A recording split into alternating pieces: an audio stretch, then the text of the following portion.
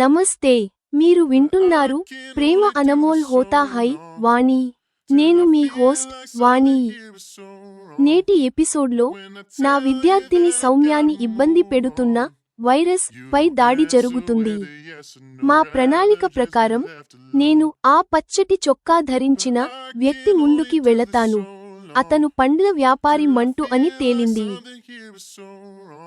నేను నా కోప దృష్టిని, నటనతో కూడిన నిర్భయతను ఉపయోగించి ఆ అల్లరి యువకుడిని అతని దుకాణాన్ని మూసివేస్తానని బెదిరించి వెంటనే ఎలా పంపిస్తానో వినండి. ఈ విజయం నాలో కొత్త సంకల్పాన్ని నింపుతుంది, దేశంలోని మహిళా శక్తిని నిర్భయంగా చేయాలని. కానీ కథలో ఊహించని మలుపు వస్తుంది. నేను ఉద్యోగంలో చేరిన 2 నెలల తర్వాత అల్కా భాటియా మేడం నన్ను ఆమె అద్భుతమైన భవనంలో మధ్యాహ్న భోజనానికి ఆహ్వానిస్తారు. ఒక సాధారణ టీచర్కి ఈ ఆహ్వానం ఎందుకు వచ్చింది? ఇంటర్వ్యూ రోజున మేడంకి నాలో ఏమి కనిపించింది అనేది వింటారు. అది ఆమెకు తనలాగే అనిపించింది. అది నా నిజాయితీనా లేదా నా త్యాగభావమా? ఈ రోజు అల్కా మేడంకి నాకు మధ్య ఉన్న ఆ ప్రత్యేక బంధం యొక్క అధ్యాయం మొదలవుతుంది. దీని కారణంగా ఈ ఆత్మకథ మొత్తాన్ని రాశాను. ప్రేమ అనమోల్ హోతా హై వాణి. వింటూ ఉండండి, మీరు వింటారు. ఎపిసోడ్ 5 మంటుపై విజయం మరియు అల్కా మేడం ఆహ్వానం. సౌమ్యతో మాట్లాడుకున్న ప్రణాళిక ప్రకారం నేను ప్రతిరోజూ నా స్కూటర్పై 15 నిమిషాలు ముందుగానే పాఠశాలకి బయలుదేరడం ప్రారంభించాను. నేను స్కూల్ బస్సును అనుసరిస్తూ స్కూల్కి చేరుకునేదాన్ని. అలా చేయడం ఇది 3వ రోజు. ఆ రోజు బస్సు స్కూల్ గేట్ చేరుకోగానే సౌమ్య నుండి ఇన్కమింగ్ కాల్ రావడం చూశాను. నేను కాల్ తీయగానే సౌమ్య ఇలా చెప్పింది, మేడం, ఆ వ్యక్తి పచ్చటి చొక్కా ధరించాడు. అప్పటికే నేను కూడా స్కూల్ గేట్ దగ్గరికి చేరుకున్నాను. అమ్మాయిలు బస్సు దిగి లోపలికి వెళుతున్నారు. స్కూల్ గేట్ నుండి కొంత దూరంలో బైక్పై పచ్చటి టీ షర్ట్ ధరించిన ఒక యువకుడు నిలబడి ఉన్నాడు. నేను అతన్ని జాగ్రత్తగా చూశాను. అతను నాకు పరిచయస్తుడిలా అనిపించాడు. నేను అతని దగ్గర నా స్కూటర్ని ఆపగానే అతను కంగారుపడ్డాడు. అతను పండ్ల వ్యాపారి అని నాకు గుర్తు వచ్చింది. నేను తరచుగా అతని దుకాణం నుండే పండ్లను కొనుక్కునేదాన్ని. నమస్తే మేడం జీ. నన్ను తన ముందు చూసి అతను ఉలిక్కిపడ్డాడు. నమస్తే. నాకు కోపం వస్తోంది. అయినప్పటికీ నేను నియంత్రించుకున్నాను. అతను అక్కడి నుండి వెళ్ళబోయాడు. ఆగు, నీ పేరు ఏమిటి? నువ్వు పండ్ల దుకాణం వాడివి కదా? నేను అతన్ని ఆపాను. అతని ముఖ కవళికల నుండి అతని చెడు పని పట్టుబడిందని స్పష్టంగా అర్థమవుతోంది. జీ, అవును మేడం జీ, నా పేరు మంటు. ఇప్పుడు అతను భయపడ్డాడు. నేను సంయమనంతో ప్రవర్తిస్తున్నాను. అవును మంటు, నువ్వు ఇక్కడికి ఒక అమ్మాయిని వెంబడిస్తూ వచ్చావని నిజం కదా? నా స్వరం కఠినమైంది. మేడం జీ, మీరు ఏమి మాట్లాడుతున్నారు? నేను మంచి వ్యక్తిని. అతను ఆశ్చర్యపోయాడు. అయితే మంటు ఫ్రూట్స్, నేను నిన్ను 1 నెల కంటే ఎక్కువ కాలంగా స్కూల్ గేట్ వద్ద లేదా స్కూల్ బస్సుతో పాటు బైక్పై వెళ్తూ చూస్తున్నాను. ఇదే కారణం కాకపోతే నువ్వు ఎందుకు ఇలా చేస్తున్నావో తెలుసుకోవాలనుకుంటున్నాను. సగం అబద్ధం చెబుతూనే అతని దుకాణం పేరు నా నోటి నుండి వచ్చింది. మంటు తల దించుకున్నాడు. అతను సమాధానం చెప్పలేదు. నువ్వు నీ దుకాణాన్ని మూయించుకోవాలని అనుకుంటున్నావా? నువ్వు ప్రతిరోజూ గేట్ వద్ద నిలబడి స్కూల్ అమ్మాయిలను వలలో వేయడానికి ప్రయత్నిస్తున్నావని, స్కూల్ బస్సును వెంబడిస్తున్నావని మహిళా పోలీస్ స్టేషన్లో ఫిర్యాదు చేస్తే నువ్వు పెద్ద కష్టాల్లో పడతావు. నేను అతన్ని బెదిరించాను. నాకే ఆశ్చర్యంగా ఉంది. నాలో ఇంత ధైర్యం ఎలా వచ్చింది? తన దుకాణం వరకు విషయానికి చేరుకుందని మంటు గ్రహించగానే అతను లొంగిపోయే స్థితికి వచ్చాడు. మేడం జీ, దయచేసి నన్ను క్షమించండి. నేను మళ్ళీ ఇలా చేయను. అతను వేడుకోవడం ప్రారంభించాడు. నేను ఊహించిన దానికంటే తక్కువ కష్టంతో సమస్య పరిష్కారం అవ్వడం చూసి అతనిపై మరింత మానసిక ఒత్తిడి పెంచాలని నిర్ణయించుకున్నాను. కాబట్టి ఇక్కడి నుండి వెంటనే వెళ్లి నీ దుకాణాన్ని చూసుకో. నేను అప్పుడప్పుడు పండ్లు తీసుకోవడానికి నీ దుకాణానికి వస్తుంటాను. నువ్వు సరైన దారిలో నడుస్తున్నావా లేదా అని నేను గుర్తుచేస్తూ ఉంటాను. అతనికి ఆదేశిస్తూ నేను అతన్ని హెచ్చరించాను. మంటు ముఖంలో నుండి ఏదో దెయ్యం వదిలించుకున్నట్లుగా భావాలు వచ్చాయి. అతను వెంటనే బైక్ స్టార్ట్ చేశాడు. మేడం జీ, నేను మళ్ళీ ఎప్పుడు ఇలాంటి పొరపాటు చేయను అని చెబుతూ అతను వేగంగా వెళ్ళిపోయాడు. నేను ఆలోచించడం ప్రారంభించాను. సౌమ్య సరే, ఇప్పుడు నేనే ఇలాంటి అల్లరి యువకుల లక్ష్యం కావచ్చు. ఈ రోజు జరిగిన ఈ సంఘటన ముందు ముందు నాకే ఏదైనా కష్టాన్ని తెస్తుందేమో అనిపించింది. అప్పుడు నేను నమ్మించే ప్రయత్నం చేశాను. ప్రస్తుతం మన ప్రభుత్వం యొక్క ప్రతిష్ట ఎలా ఉందంటే, అది అమ్మాయిలు, మహిళల భద్రతను నిర్ధారించడానికి ఏ హద్దులకైనా వెళ్ళగలదు. దీని కారణంగానే ఈ ఛప్రీ, అల్లరి, పోకిరి రకం వ్యక్తుల సాహసాలకు అడ్డుకట్ట పడింది. అలాంటి పరిస్థితుల్లో కనీసం మంటూ, అతని దుకాణంతో సహా అతని వివరాలు నాకు తెలుసు కాబట్టి పగటిపూట నాపై ఎలాంటి ప్రమాదం రాకపోవచ్చు. 10వ తరగతిలో నా ఉపన్యాసం ముగించిన తర్వాత మధ్యాహ్న భోజన విరామ సమయంలో సౌమ్యను నా గదికి వచ్చి కలవమని చెప్పాను. ఆమె నన్ను కలవడానికి వచ్చింది. సౌమ్య, ఇకపై నువ్వు ఎలాంటి ఆటంకం లేకుండా నీ చదువుపై దృష్టి పెట్టు. ఆ వ్యక్తి నిన్ను వెంబడించడు, ఎక్కడా కనిపించడు. నేను ఆమెకు హామీ ఇచ్చాను. Thank you madam. ఇది ఇంత సులభమైన పనా? నేను మీకు చెప్పి మీకోసం కష్టాలు తెచ్చానా అని భయపడ్డాను. సౌమ్య ఇంకా చిన్నపిల్లే కదా, ఆమెకు అలాంటి సందేహం రావడం సహజమే. ఈ పని అంత సులభం కాదు. మన ఇద్దరి అదృష్టం బాగుంది అని అర్థం చేసుకో. అందుకే కొద్దిపాటి ప్రయత్నంతోనే ఇది పరిష్కారం అయింది. నేను నవ్వుతూ చెప్పాను. సౌమ్య వెళ్ళిపోయిన తర్వాత నేను ఆలోచించడం ప్రారంభించాను.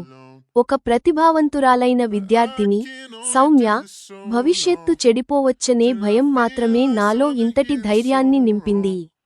కేవలం నా కోప దృష్టిని ఉపయోగించి, నటనతో కూడిన నిర్భయతతోనే మంటుకు అతని మంచితనం ఏమిటో అర్థం చేయగలిగాను. లేకపోతే నేను నా పనికే పరిమితమై శాంతంగా ఉండే అమ్మాయిని. నాకు గుర్తు వస్తోంది, నా కష్టకాలంలో నాకు కూడా రాగిణి మేడం మరియు అల్కా మేడం సహాయం అందింది కదా. మనం చేయగలిగితే ఇలాంటి పనులు తప్పక చేయాలని నేను అనుకుంటున్నాను. దీని ద్వారానే దేశ జనాభాలో సగం మంది మహిళలు కూడా నిర్భయంగా దేశాభివృద్ధి మరియు సుఖ, సమృద్ధి లక్ష్యాన్ని సాధించడంలో వారి 100% సామర్థ్యంతో భాగస్వామ్యం చేయగలరు. మరియు మన భారతదేశంలో మహిళలకు కూడా సమీప భవిష్యత్తులో సంతోషకరమైన జీవితాన్ని గడిపే అవకాశాలు లభిస్తాయి. దృశ్యం మార్పు. నా అభిప్రాయం ప్రకారం ఈ అధ్యాపక పదవి నాకు నా ప్రతిభ మరియు యోగ్యత కారణంగానే లభించింది. అయినప్పటికీ కొన్నిసార్లు దీనికి విరుద్ధమైన ఆలోచనలు నాకే వస్తాయి. అప్పుడు నేను అనుకుంటాను, నా ఎంపిక సమయంలో ఇంటర్వ్యూలో నా జ్ఞానం యొక్క లోతును పరీక్షించే ప్రశ్నలు ఎక్కడ అడిగారు. అంతేకాకుండా ఇతరులతో పోలిస్తే నా జీతం రెట్టింపు నిర్ణయించడం ఖచ్చితంగా అల్కా మేడం నాకు చేసిన ఉపకారం. నేను ఉద్యోగంలో చేరిన సుమారు 2 నెలల తర్వాత విషయానికి ఇది. అల్కా మేడం నన్ను పాఠశాలలో తన గదికి పిలిచారు. నేను ఆమెను కలవడానికి వెళ్ళాను. రేపు సెలవు. మీకు వీలైతే రేపు మధ్యాహ్నం భోజనం నా ఇంట్లోనే నాతో చేయండి. అది నాకు సంతోషాన్నిస్తుంది. నేను కుర్చీలో కూర్చున్న తర్వాత ఆమె అన్నారు. ఇది విని నా చెవులను నేను నమ్మలేకపోయాను. ఎక్కడ అల్కా భాటియా? మన నగరంలో ప్రతిష్టాత్మకమైన మరియు ధనవంతురాలైన మహిళ. ఎక్కడ నేను, ఒక సాధారణ స్కూల్ టీచర్? నేను ఆమెను ఎలా తిరస్కరించగలను? మేడం, ఇది నాకు కూడా చాలా సంతోషాన్నిచ్చే విషయానికి. మీరు చెప్పండి, నేను రేపు ఎప్పుడు మీ ఇంటికి రావాలి? నేను వినయంగా అన్నాను. ధన్యవాదాలు వాణి. ఇందులో నా చిరునామా మరియు సంప్రదింపు నంబర్ ఉంది. మీరు 11:30 గంటలలోపు నా ఇంటికి రావచ్చు. మీరు కోరుకుంటే నేను మిమ్మల్ని పికప్ చేయడానికి నా కారు మరియు డ్రైవర్ని కూడా పంపగలను. నాకు తన కార్డు ఇస్తూ మేడం నవ్వుతున్నారు. మేడం, నన్ను పికప్ చేయాల్సిన అవసరం లేదు. నేను నా స్కూటర్ పైనే వస్తాను. నేను అనవసరమైన ఉపకారం భారాన్ని నాపై వేసుకోవాలని అనుకోలేదు. మంచిది. అయితే మనం రేపు కలుద్దాం. బై. ఆమె బిజీగా ఉన్నారని నేను అర్థం చేసుకోగలను. నేను బై చెబుతూ ఆమె గది నుండి బయలుదేరాను. రాత్రి నేను ఈ విషయానికి నాన్నకు చెప్పాను. నాకు లభించిన ఈ ఆహ్వానం పట్ల నాన్న కూడా సంతోషంగా, ఉత్సాహంగా ఉన్నారు. అల్కా భాటియాతో ఇంత దగ్గరి పరిచయం నీకు గర్వకారణం కావాలి. నాన్న కూడా గర్వంగా కనిపిస్తున్నారు. తరువాతి రోజు అల్కా మేడం ఇంటికి చేరుకోవడానికి నేను ఎంత ఉత్సాహంగా ఉన్నానంటే, నా యవ్వనం ప్రారంభంలో ఒక ప్రియురాలు తన ప్రియుడిని కలవడానికి వెళ్ళినప్పుడు ఎంత ఉత్సాహంగా ఉంటుందో అలా ఉందని రొమాంటిక్ నవలల్లో చదివాను. అయితే నా యవ్వనం ప్రారంభంలో అనుభవించిన అనుభూతులు మా అమ్మ అకాల మరణం తర్వాత నాలో మిగలలేదు. అప్పటి నుండి నవలలు చదివే నా ఆసక్తి కూడా తగ్గిపోయింది. నేను అల్కా మేడం ఇంటికి సరిగ్గా 11 గంటలకే చేరుకున్నాను. ఆమె నివాసం ఒక సాధారణ ఇల్లు కాదు, ఒక అద్భుతమైన భవనం. గేట్ వద్ద గార్డు నా పేరు అడిగాడు. నేను చెప్పగానే అతను గేట్ తెరిచి నన్ను నా స్కూటర్తో సహా లోపలికి అనుమతించాడు. నేను పెద్ద పోర్చ్కి చేరుకున్నాను. అక్కడ 2 కార్లు పార్క్ చేసి ఉన్నాయి. వాటిలో ఒకటి నాకు బాగా తెలుసు. మేడం ప్రతిరోజూ స్కూల్కి రారు, కానీ ఏ రోజు వచ్చినా ఆమె సాధారణంగా ఆ కారులోనే వచ్చేవారు. నేను నా స్కూటర్ను పోర్చ్లోని ఒక వైపున ఉంచాను. అప్పటికి ఒక పనిమనిషి అక్కడికి వచ్చింది. ఆమె నాకు నమస్కరించింది. ఆమె చెప్పిన దానిపై నేను ఆమె వెనుక నడుస్తూ ఒక భవ్యంగా ఉన్న డ్రాయింగ్ రూమ్కి చేరుకున్నాను. పనిమనిషి నన్ను కూర్చోమని చెప్పింది. నేను ఖరీదైన సౌకర్యవంతమైన సోఫాలో కొంచెం సంకోచిస్తూ, బిగుసుకుంటూ ఒకవైపు కూర్చున్నాను. 2 నిమిషాలు గడిచి ఉంటాయి. అప్పుడు అల్కా మేడం అక్కడికి వచ్చారు. ఆమె రాగానే నన్ను కౌగిలించుకుని స్వాగతం పలికారు. తరువాత నా చేయి పట్టుకుని నన్ను తనతో పాటు సోఫాలో తన పక్కన కూర్చోబెట్టుకున్నారు.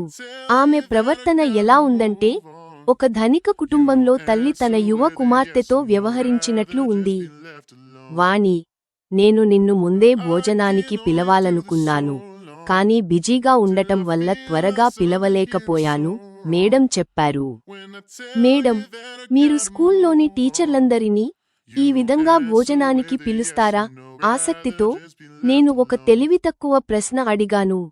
నిజానికి వాణి, ఈ స్కూల్ ఒక్కటే నా పని కాదు. నాకు ఒక యాక్రిలిక్ ఇండస్ట్రీ కూడా ఉంది. దానికి నేను కూడా కేఓనే. అలాంటప్పుడు నేను స్కూల్ సిబ్బంది అందరినీ పిలవాలని అనుకున్నా, సమయం లేకపోవడం వల్ల సాధ్యం కాదు.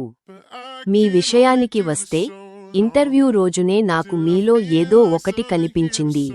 అది నాకు నాలాగే అనిపించింది. అందుకే నేను మిమ్మల్ని కలవడానికి ఉత్సాహంగా ఉన్నాను. మేడం నన్ను ఆప్యాయంగా చూస్తూ, నా మనోస్థితిని అర్థం చేసుకుంటూ చెప్పారు. జెమిని యొక్క విమర్శ మరియు సృజనాత్మక మార్గదర్శకత్వం. ప్రియ శ్రోతలు, ఇది ప్రేమ అనమోల్ హోతా హై వాణి ఎపిసోడ్ 5 ముగింపు.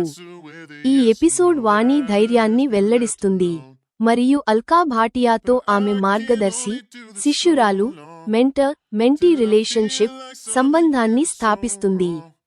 ఎపిసోడ్ 5 యొక్క బలం మరియు కథా అభివృద్ధి. ప్రస్తుత కథ, మంటు పరిష్కారం. వాస్తవిక ధైర్యం, వాణి అబద్ధం మరియు బెదిరింపు, దుకాణం మూసివేయించే భయం ఉపయోగించి మంటు, పండ్ల వ్యాపారి తో వ్యవహరించడం చాలా వాస్తవంగా అనిపిస్తుంది. న్యాయం కోసం కొన్నిసార్లు నియమాలతో పాటు ఆచరణాత్మక ధైర్యం అవసరమని ఇది చూపిస్తుంది.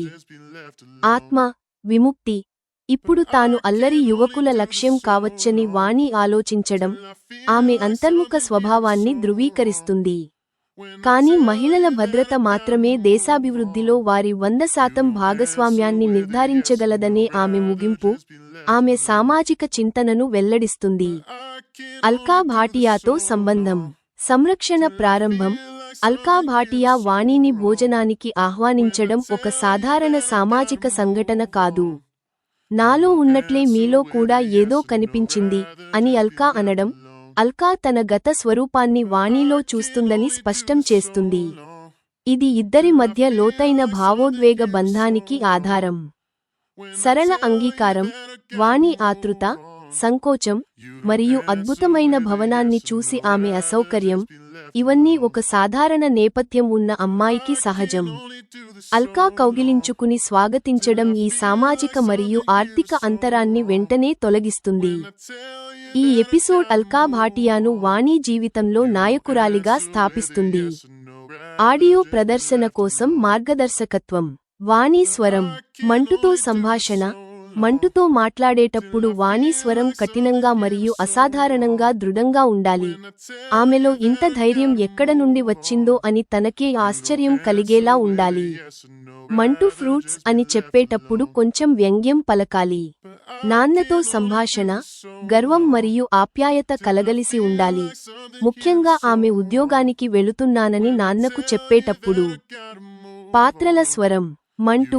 అతని కంగారు మరియు అణకువ లేకపోవడం అతని స్వరం యొక్క ఎత్తు మరియు తడబాటుతో వ్యక్తమవ్వాలి. వేడుకునేటప్పుడు స్వరంలో అత్యంత దీనత్వం ఉండాలి. అల్కా భాటియా. స్వాగతం పలికేటప్పుడు ఆమె స్వరం ఆప్యాయంగా కానీ ఆత్మ నియంత్రణతో ఉండాలి. ఆమె సీఈఓ కూడా అని పరిచయం చేసుకునేటప్పుడు స్వరంలో శక్తి మరియు ప్రాముఖ్యత యొక్క భావం ఉండాలి. సంగీతం. మంటుతో జరిగిన సంఘర్షణ సమయంలో ఉద్రిక్తమైన సంగీతం ఉండాలి. అది అతను పారిపోయినప్పుడు విజయోత్సాహం మరియు నమ్మకంతో కూడిన టోన్లోకి మారాలి. అల్కా మేడం అద్భుతమైన భవనం యొక్క దృశ్యంలో సున్నితమైన మరియు శాంతియుత నేపథ్య సంగీతం ఉపయోగించాలి.